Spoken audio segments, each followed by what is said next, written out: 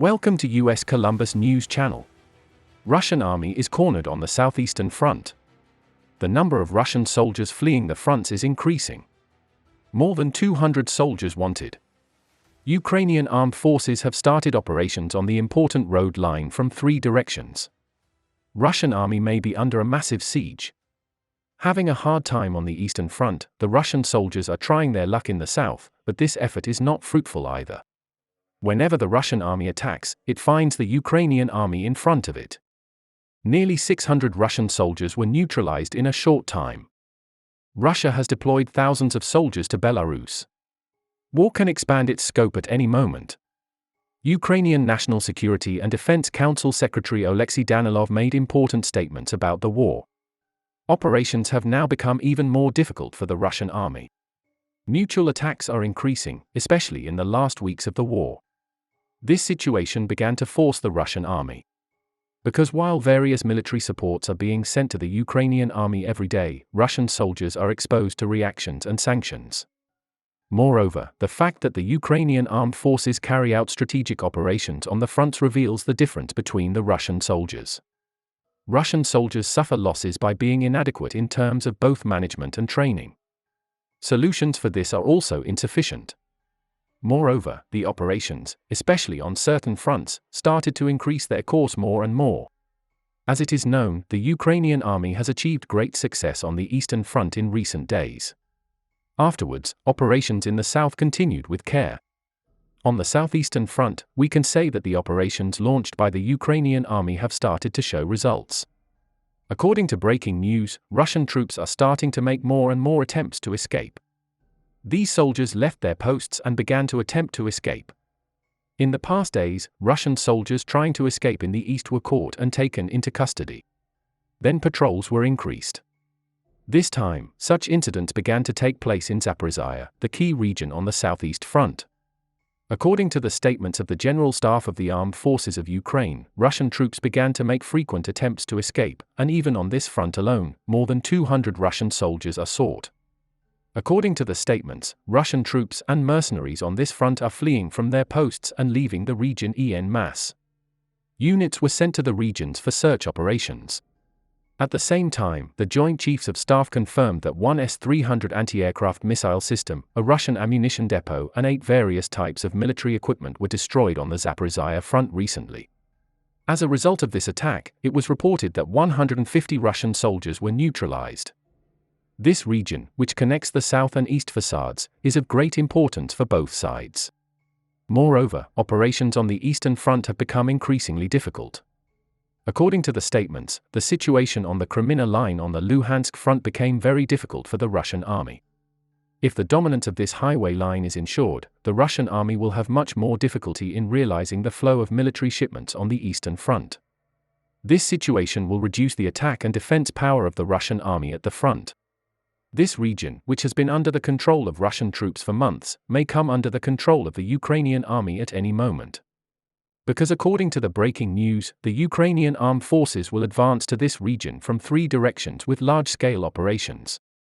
Multi-pronged operations to be launched together will enable simultaneous advance from the northwest, southwest and west regions.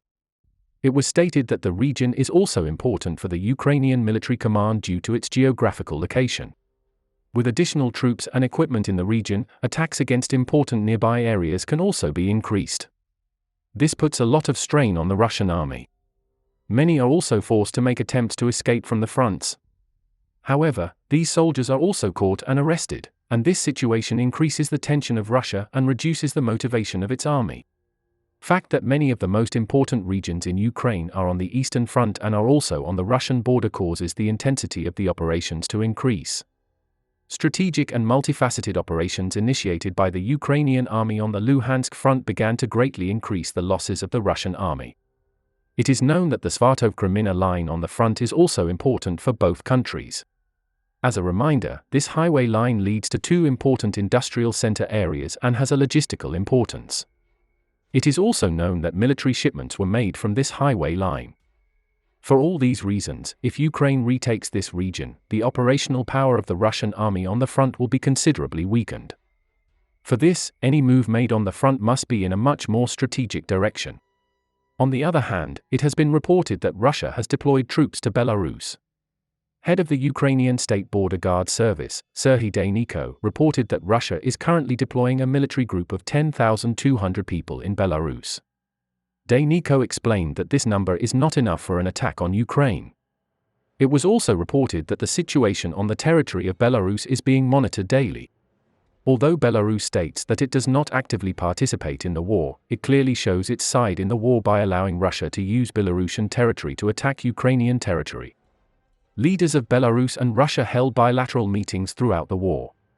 Mutual support of military equipment and ammunition continues between the two countries. This situation puts NATO on standby. It is known that many NATO countries have deployed precautionary military equipment at their borders. If Russia is not careful in the course of the war, it may have to confront many countries. Moreover, the losses inflicted on the territory of Ukraine continue. Russia lost nearly 600 soldiers in a day. The Ukrainian army destroyed more than 10 armored combat vehicles, 1 artillery system and nearly 10 tankers to the Russian forces in a day. Because of these military resource losses, Russia's ground operation power began to weaken. For these reasons, it is known that such losses shaped the war. Ukrainian missile and artillery units hit a Russian ammunition storage point and 2 command points during the day. Explosions echoed from the areas and Russian military equipment was engulfed in flames. Russian troops carried out 2 air strikes and 2 missile strikes on Ukraine.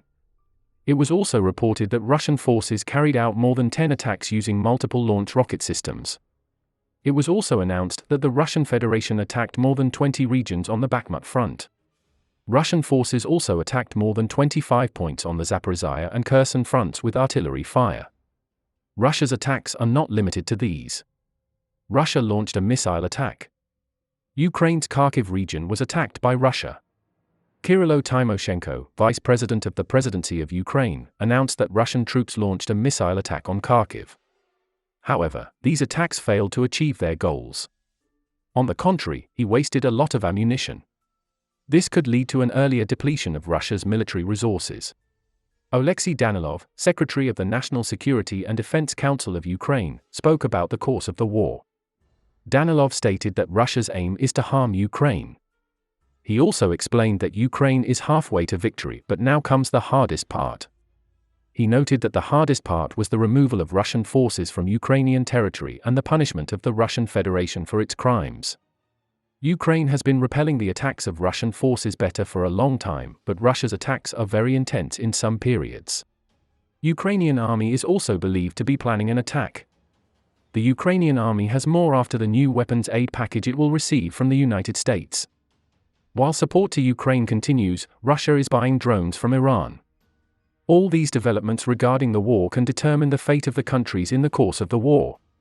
For this reason, much more attention should be paid to the steps taken in every subject. Now there is no mistake for both sides. We'll see what happens in the next few days. We have reached the end of another video. You can support us by liking the video. You can easily follow new videos by subscribing. I wish you all a war-free day. See you.